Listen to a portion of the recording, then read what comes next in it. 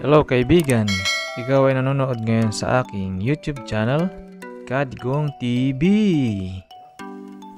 Ngayon po, tuturo ko sa inyo kung paano mag-download ng sound effects sa YouTube. I-open po natin ang ating YouTube. Mag-type na po tayo ng sound effects, no copyright. Lagi po natin tandaan, no copyright para po sa ating safety.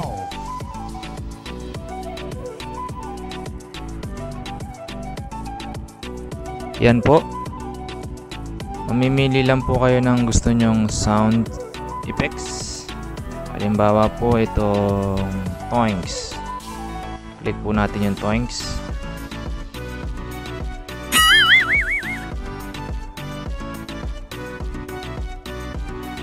Pagkatapos nyo pong mapili yung sound effects na to, i-click po natin yung share, click copy link. Pagkatapos nating i-copy, exit po tayo ng YouTube, click Google, at isa-search natin yung YouTube to MP3 converter. Punta lang po tayo sa search area. I-type po natin yung YouTube to MP3 converter.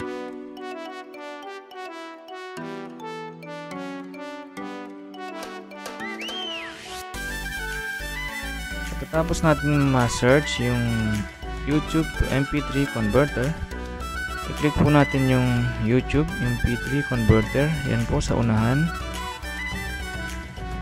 Makikita po natin dyan yung space na yan. I-long press lang po natin at lalabas po dyan yung paste.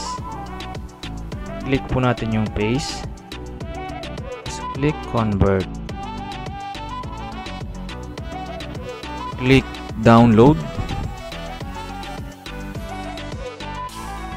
Pagkatapos nyo pong i-download, tingnan nyo po siya sa files. Tapos i-click natin yung download manager.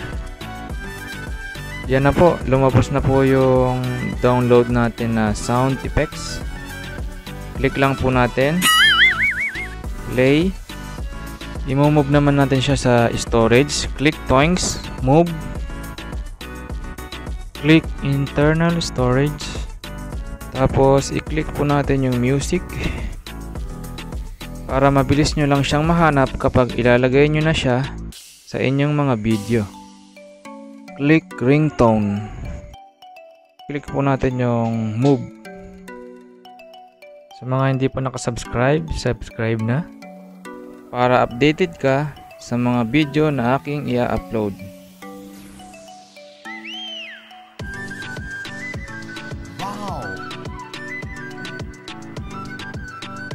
Wow!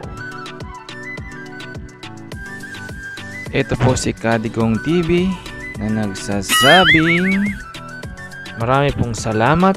Bye bye!